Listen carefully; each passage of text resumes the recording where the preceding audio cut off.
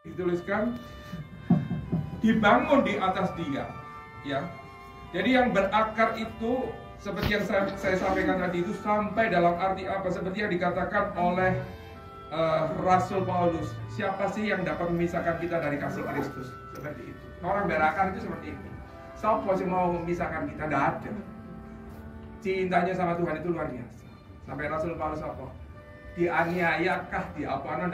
Tidak mempan aku ini. Karena apa? Sudah cintanya setengah mati sama Tuhan. Itulah orang yang berakar. Sedangkan orang yang dibangun di atas Dia itu artinya hidup harus selaras dengan apa yang Tuhan kehendaki. Itu yang artinya dibangun di atas Dia.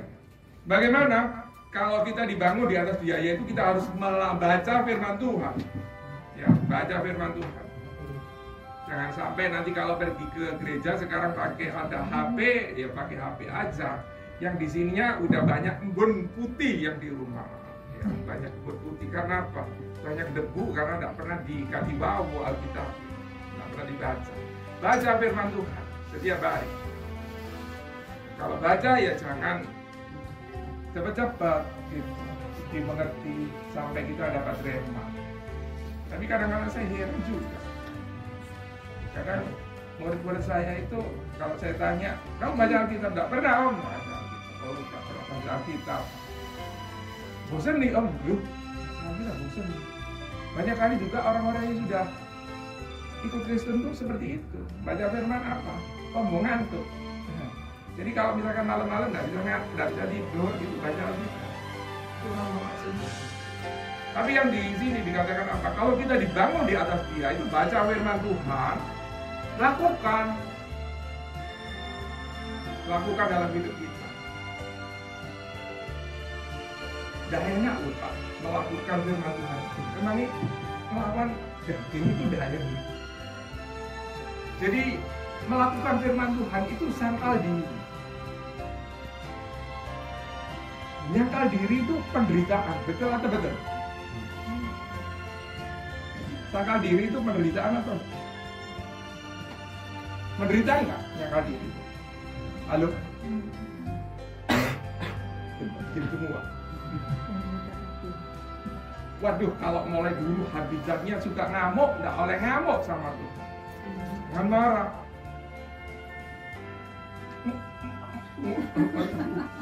Delok orang itu wis kadung budrek, wah udah mau naik terus seperti itu.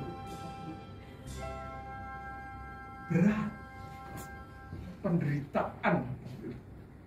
Mestinya langsung tak jos semua loh seperti itu. Apalagi yang mungkin sudah berumah tangga, suaminya tidak pulang-pulang apa itu, wah sudah tak ubah kon golek tak koma. Seperti itu. Ya, menyangkal diri. Jadi melakukan firman Tuhan itu merupakan sangkal diri, penderitaan buat kita. Di dalam 1 Petrus 4:1-4 gimana kalau kita menderita? Kita baca di dalam 1 Petrus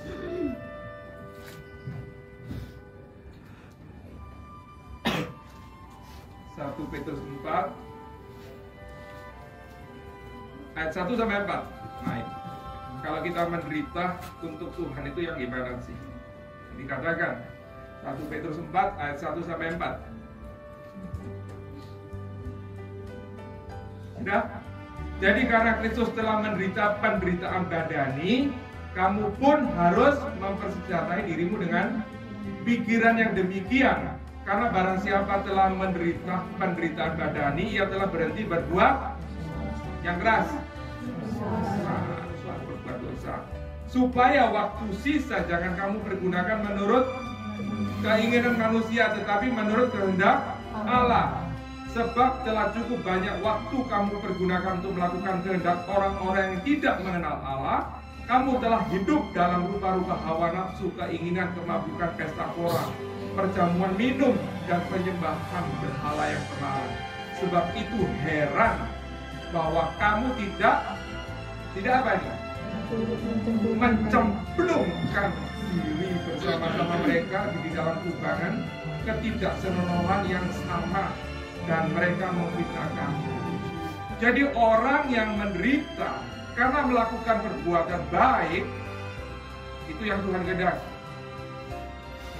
Ya, yang Tuhan kehendaki. Seperti ini loh, kita harus dibangunnya seperti ini. Sehingga orang lain itu bisa gumun gitu loh. Loh, orang itu dulunya kasar, kayak ngono sekarang kontak. Dulu itu kalau aku ajak mabuk, dia tetap mau. Tapi sekarang dia tidak mau. Tidak mau mencemplungkan diri di hal-hal yang tidak senonoh. Kok bisa? Bisa. Itu penderitaan. Menderita. Kalau kita sudah melakukan itu, dikatakan apa? Kalau kita menderita penderitaan badani, berarti kita telah berhenti berbuat dosa. Itu loh Bapak Ibu, kita dibangun di atas dia itu seperti itu.